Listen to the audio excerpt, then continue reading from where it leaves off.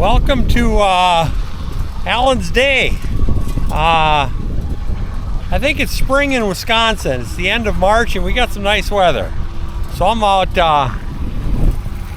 riding the bike today, and probably tomorrow night we'll be riding some horses.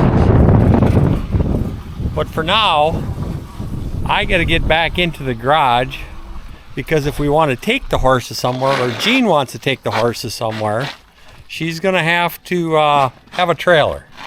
And I don't have it done yet. So, here's the trailer. You've seen that on a few episodes.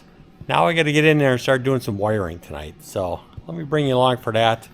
Get my helmet off, my safety vest. We're going to get to work. Done with the bike ride. Back to work. Well, like I said, let me show you what I did on the electrical. Previous video, you saw me put the shocker hitch on there. Put a lanyard, another safety lanyard on there. Got toolbox, got the toolbox on there, the battery. And this is what I've been working on next, is the electrical. So I put this electrical box here. And let me just go through some of the features on the electrical box.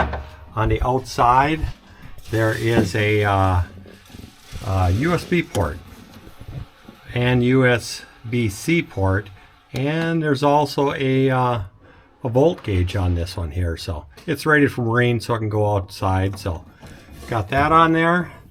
I got a master disconnect switch for this, and that is right here, and that cuts the power to the two batteries here. But there is still power coming to the panel if the switch is off, because I still need to get power to the batteries from the battery charger when it's plugged in, and also the solar. So I got that set up. We got a switch off to the side here, and what that controls are the underside lights here, and then also it controls a light right up there, so when you're hooking up at night. This style of fuse panel where you put power in and coming out, that way you got a little more options. So these three fuses on this side are going to be live power all the time, and those are going down to a breaker. And then this side over here is fused for the light and the battery, or the USB charger, and a few other things. And we have the brake breaker here. That goes all the way back up for the electric brakes. That goes back up to here. So yeah, there's a lot happening, and we still got to jam some more stuff into there yet. So the way the trailer's set up, we've got the for the trailer jack for the Bigfoot. We got the remote set up here. So it's coming along pretty nice under here. There's still a few things to do. Now, on the inside, oh, we got some cat action here running on the ground. All kinds of electrical. Yeah, it was usable before I got in here, but there's a few upgrades still got to keep doing on here. And to start out with, well, where do I start? Inside this panel here, or this cabinet here, I am going to make a control board in here, because I've got my MPPT for my solar, a breaker for the solar so I can shut the incoming power off, another fuse panel. This is a different style where I put power in, and then I'll have live power here. This is the battery charger I chose to use for it. It was over $100 for this, but hopefully it's going to do a good job. It's a 30 amp charger, and when I'm on 110 shore power, it's going to charge those batteries up.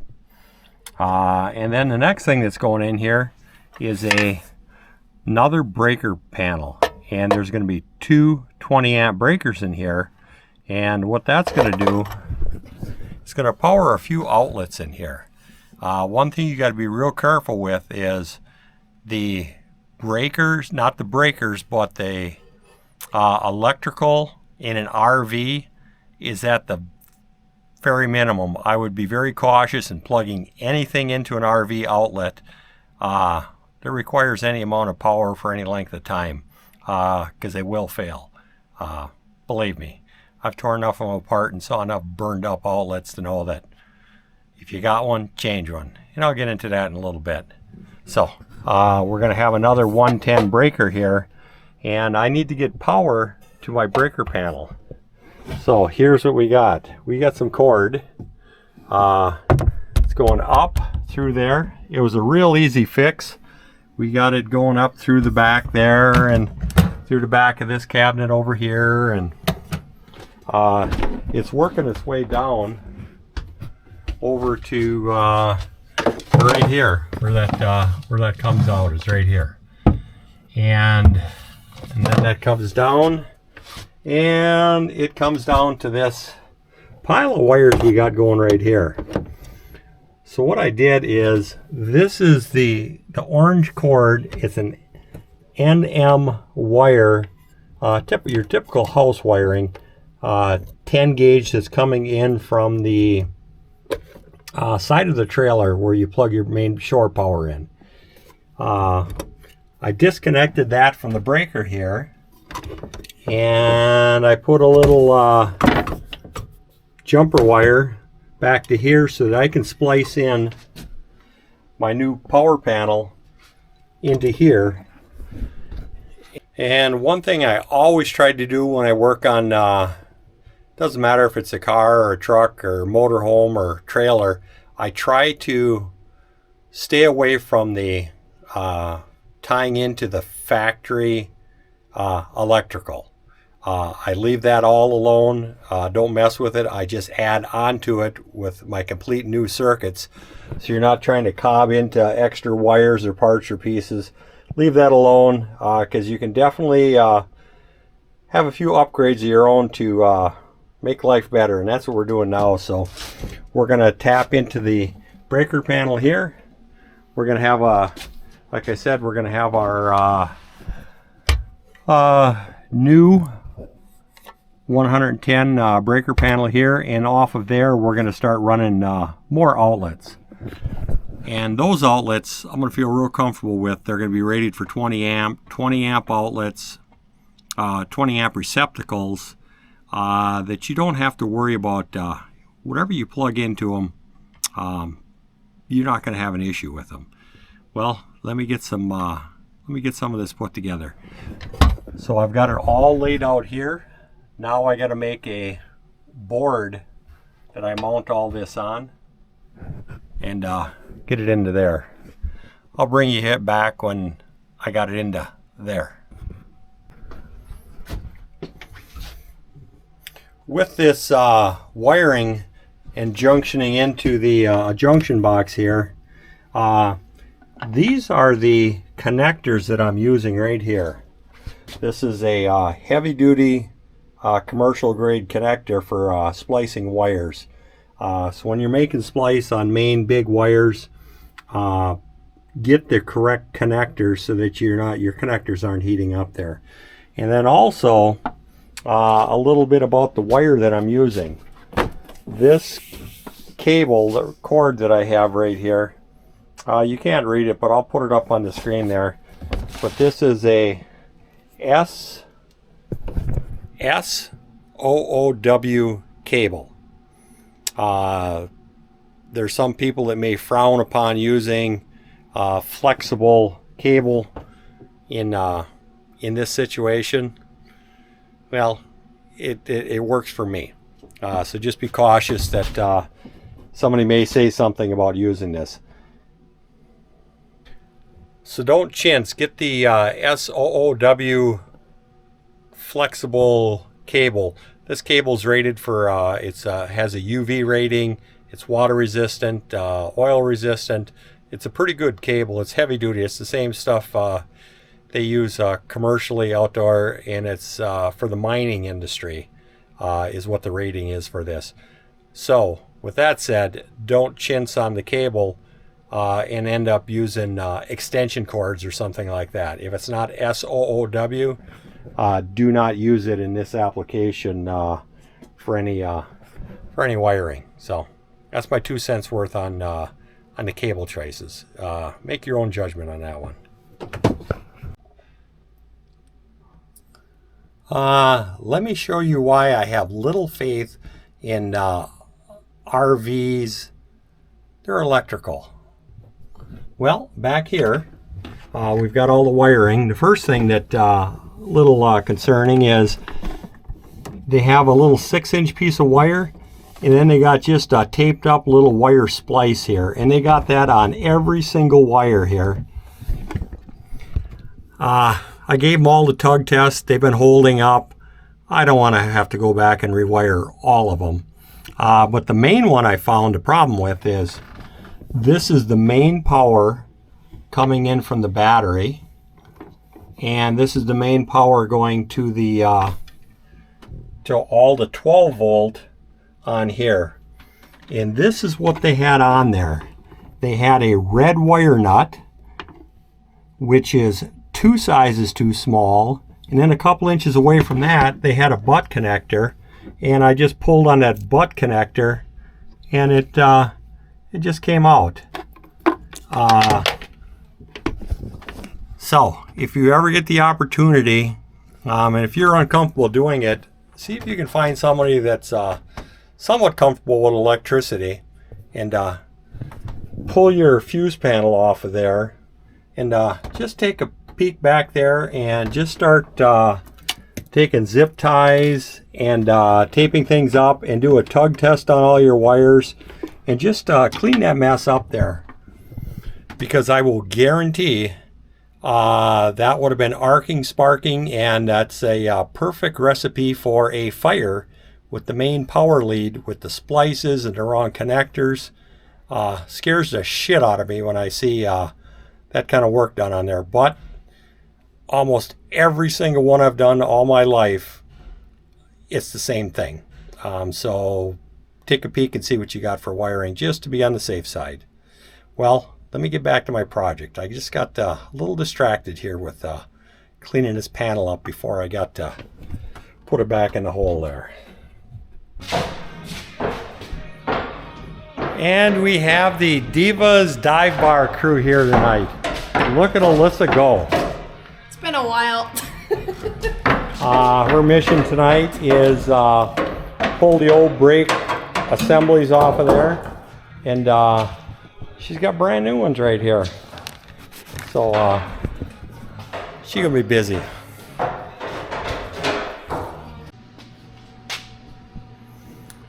We have our control panel put together. We got our breaker, battery charger, we've got our 12 volts here, and we've got our solar coming in here with our MPPT. Well, now let's get it into the trailer. It was a whole lot easier doing all the prep work out here and getting it all set up. Less crawling around in the trailer.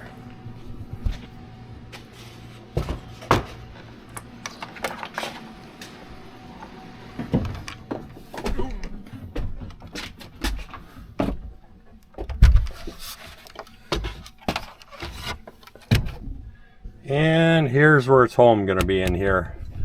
We sort of took over one of Jean's closets here, but I think it's for the good. There'll still be a little room for storage in there. Maybe this will be our little utility closet. We'll see.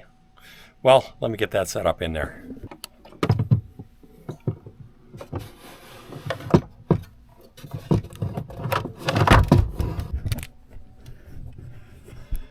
And just like that, it's in there. I still got to fasten it. I got a couple clips to hold it up into place. I've got all the wires pulled through here. So this is the wire coming from the shore power. So this is a 10-3 SOOW cable here. These two cables right here, these are going to be for the 12 volt lines. going down to our new panel that we made down there, and this is going to feed the battery charger down, and this one's going to take care of the solar and feed the panel down there. And then we got a bunch of tails on here. This is 12 3SOOW cord, which is, you can probably see it right there. And this is going to feed some electrical outlets that we're going to have. That way we got electrical outlets up in the bunk here.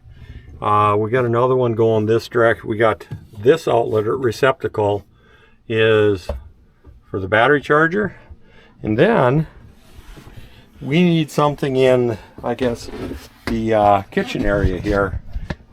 There's no receptacles in here, so we put a 20 amp receptacle right here. This is going to be set up with a ground fault, and the line side will go on the top.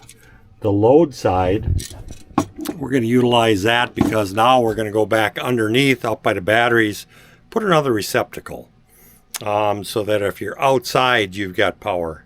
So we're running a whole lot more receptacles, and we're not tying into or taxing that the factory breaker panel at all. Stay away from that. That's already overloaded. Let me get this stuff hooked up. And as long as they're up here, you are going to get my receptacle talk again. This is a 20 amp receptacle. It says so right there. Anytime that you're putting in receptacles or replacing receptacles in an RV or your house, do not put a 15 amp receptacle in there. It's okay to have a 15 amp circuit in your house or an RV. The receptacle needs to be a little heavier duty. Reason being, and I've given you this speech before, I've seen throughout the last, I've seen these receptacles start on fire. I've seen what happens when I take them apart, where they're all burnt up on the inside and they're weak. So don't chintz out any receptacles. And also that goes for your light switches in your RV and house. Don't ever put a 15 amp light switch in your house. There's absolutely no reason for it. Not sure why they put them in there, but just take my word for it. That's enough about my receptacle and light switch speech there. Let's get back to putting this thing together here. So let me get all these wires terminated, and we'll get you back here. We've got some bonus footage. Gene is getting the doors stained for down in Tennessee. We're back on the inside here doing some upgrades. And the upgrade is replaced the microwave receptacle. And the reason I did that is this is the receptacle I took out of there. It's a 15 amp rated receptacle, and that's how these are put together. Like I said, I'm not too confident. There's probably a reason they don't use that style in your house. So anyways, change that out to a 20 amp receptacle. Now there's a hole here, and anytime that you have a hole in an RV that a mouse can get through, you need to block that up, just so if a mouse does get in there, they don't have free access to the entire RV. Hopefully you can limit them to one area and you can deal with them. So I just made a little cover, just a little drop piece of plywood, put a notch in there, a couple little screws, and that is going to go right there, and that is going to seal up. That way there's no mouse that can get in there.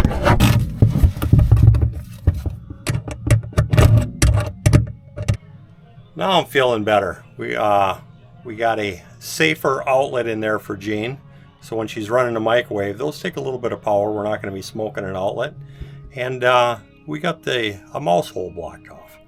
Now, I better keep moving on or I'll find something else I got to do in here.